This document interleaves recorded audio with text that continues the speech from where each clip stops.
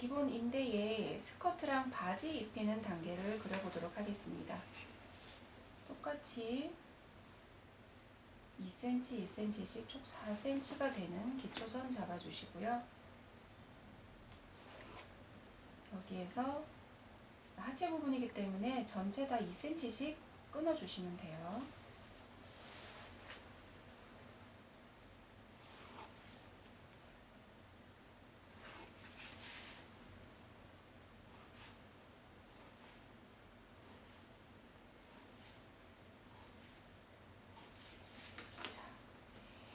앞에 이제 한번 그려보셨던 것처럼 여기가 허리에서 엉덩이까지 가는 4번 이제 등분이고요. 5, 6, 7, 8, 9. 구둥신 기준으로 했을 때입니다.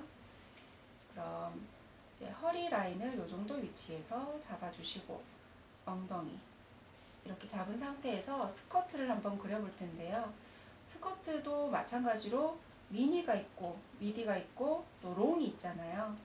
지금 제가 그리는 거는 아주 기본이 되는 스커트입니다. 클래식한 스커트는 자, 허리선에서 원통형으로 선을 하나 잡아주시고 엉덩이선 내려오고 아래 밑둘레가 작아지는 거죠. 약간 1cm씩 안으로 넣어서 몸에 타이트하게 붙는 스커트. 무릎 살짝 덮는 듯한 길이감이에요. 이게 아주 기본이 되는 거고요. 하지만 이렇게 입체감 있는 기본 스커트를 그리기 위해서는 어디에 다트가 들어가는지를 알고 계셔야 돼요. 입을 수 있는 옷을 만들기 위해서. 자, 얘는 기본적으로 뒷중심선에 이제 지퍼가 달려 있어요. 숨은 지퍼라고 하죠. 지퍼 달려 있고 허리선에는 따로 벨트가 있지 않습니다. 여기서 바로 다트를 잡아주는데요. 다트는 엉덩이선까지 내려오면 안 되고 보통 9에서 10cm 정도 내려오죠. 허리를 더 밀착하기 위해서는 다트가 2개가 필요하고 좀 그냥 편안한 그런 라인이라면 하나만 해주셔도 돼요. 저는 2개를 그려볼게요. 3등분 정도 선에서 위치를 잡고요. 다트선을 그려주세요. 뒤로 갈수록 약간 짧죠. 한 1cm 정도 약간 짧게끔 이렇게 다트선을 기본적으로 그립니다. 이렇게만 했을 때 뒷모습을 한번 그려볼게요. 자, 이 상태에서는 옷을 만들기가 어려운 게 입을 수 있는 옷이어야 되는데 입었을 때 걸어 다닐 수 있는 옷이어야 돼요. 지금 만약 이 상태고 신축성이 없는 원단, 신축성이 있다 치더라도 이렇게 타이트한 옷은 걸어 다닐 때 엄청 불편하겠죠. 그래서 뒤트임이 있어야 됩니다. 기본적으로요. 근데 보통 패션 디자인은 항상 정답이 없는 게 창의적으로 나는 걷는 게 불편하더라도 나는 뒤트임 없이 하겠다 하면 그게 절대 틀린 건 아니에요. 그래서 기본적으로 제가 설명을 드리는 거는 자, 뒤쪽 부분은 위로 올라가는 곡선 하나만 그리시고 똑같이 엉덩이까지 내려온 선, 타이트하게 안으로 조금 더 들어가는 선, 그래서 무릎 살짝 덮는 위치에서 기장을 마무리해 주시고 허리에도 다트를 저는 2개를 넣을 겁니다. 뒷모습에도요. 뒷모습은 좌우 대칭이 돼야 돼요.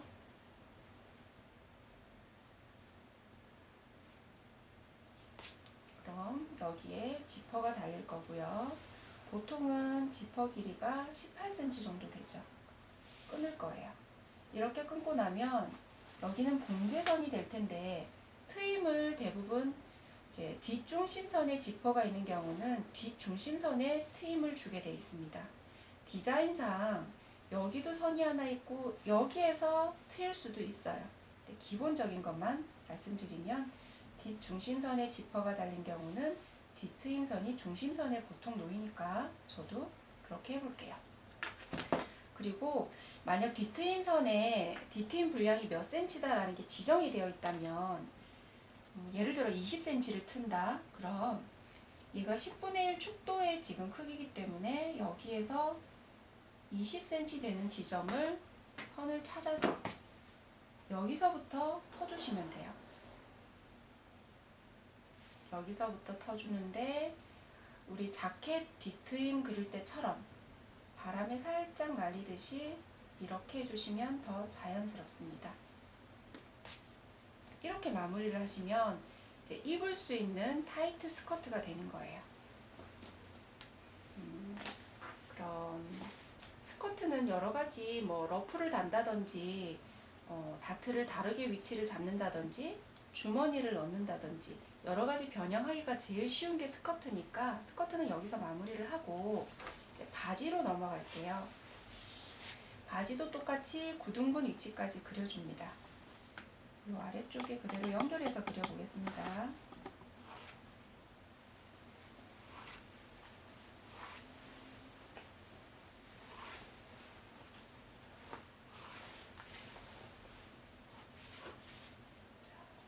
여기서부터 구등분을 해볼게요.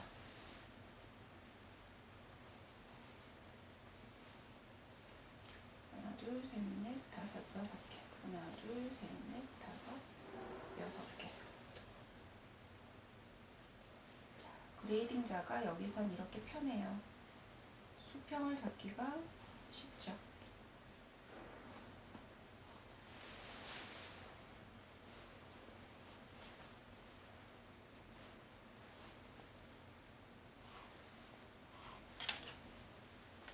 이렇게 4, 5, 6, 7, 8, 9번의 위치고요.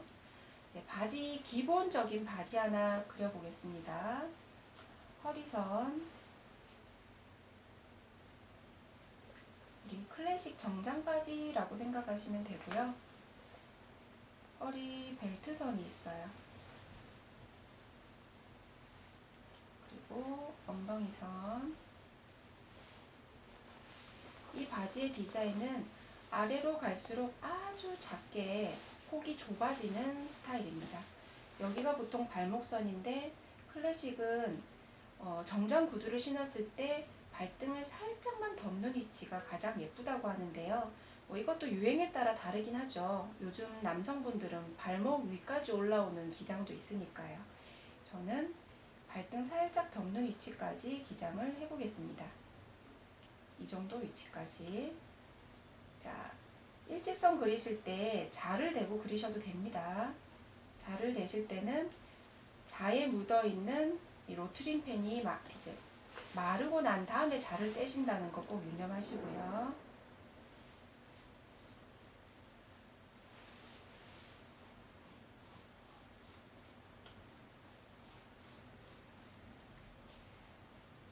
패션 일러스트레이션을 그릴 때는 다리 윤곽에 따라서 또는 포즈에 따라서 실루엣이 예쁘게 좀 바꿀 수가 있는데 도시카에서는 바닥 평면에다가 펼쳐놓은 것처럼 이제 어떤 포즈를 넣는 게 아니잖아요. 그래서 여기에서는 일직선을 그려주시는 게 중요해요.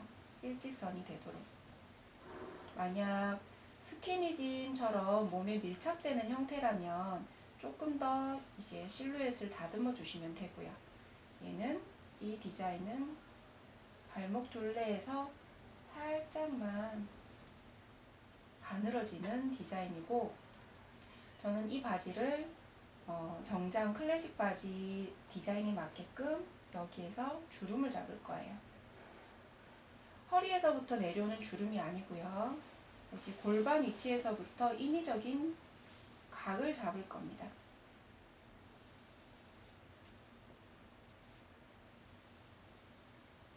이렇게 각을 하나 잡아주시고 저는 바지에 주머니를 이런 모양으로 넣을 거예요.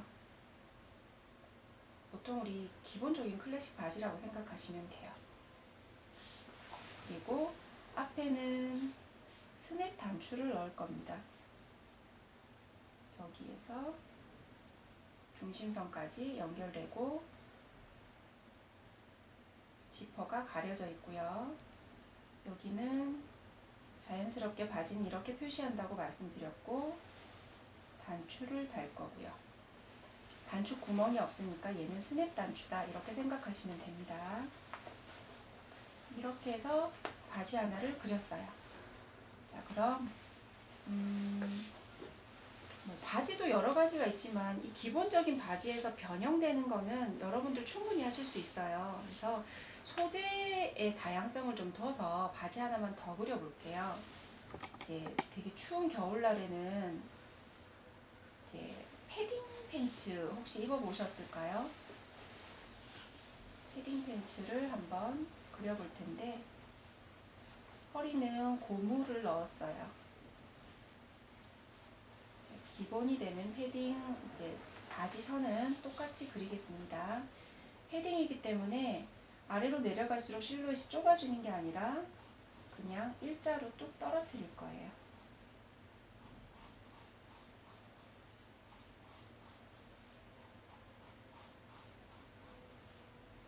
기장은 같은 위치에서 마무리를 지을 겁니다.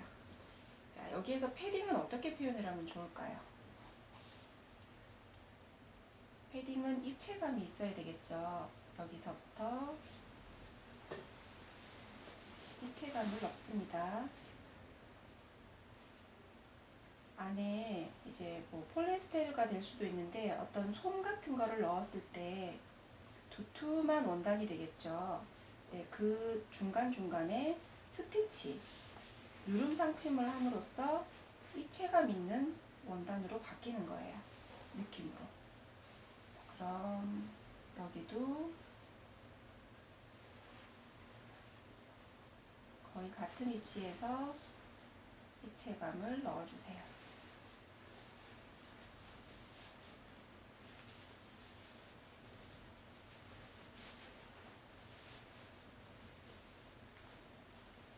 좌우 대칭이 되도록 왼쪽이 완성이 되면 오른쪽의 위치를 잡아주시면 되는 거예요.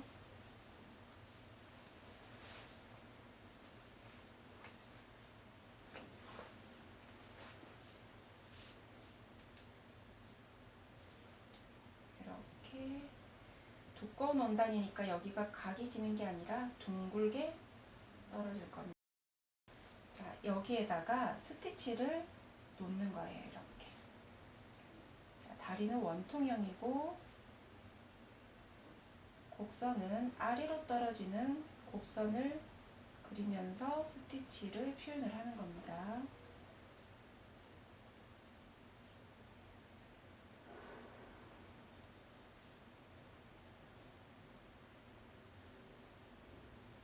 이렇게.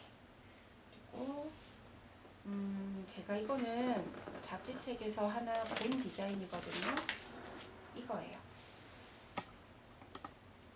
자, 이 디자인 그대로 가자면 앞 중심선이 있고요. 이렇게 패딩 스티치가 나져 있어요. 그리고 허리는 고무밴드. 이제 지금 이 상태에서는 얘가 고무밴드인지 아닌지는 모를 거예요. 만약 고무밴드라는 어떤 표현을 하지 않는다면 이거는 입을 수 없는 옷이 되겠죠. 늘어나지가 않으면. 그래서 작업 지시서에 도식화를 그리면 여기를 이렇게 해서 고무 밴딩이라고 적어주시면 아, 얘는 고무니까 따로 지퍼나 훅이 없어도 입을 수 있는 옷이겠구나 이렇게 표현이 되는 겁니다. 자, 이렇게 해서 패딩 바지까지 해봤고요. 이것도 마찬가지로 입체감 있는 외곽선은 굵은 펜으로 선을 따시면 되고요. 그리고 다트나 안쪽의 디테일 선은 가는 펜으로 선을 따시면 되고 마찬가지로 마른 다음에 지우개로 지워주시면 이제 스커트와 바지의 도식화가 완성이 되는 겁니다. 이렇게 마무리하고 그 다음에는 좀 다들 어렵다고 말씀하시는 자켓 이어지겠습니다.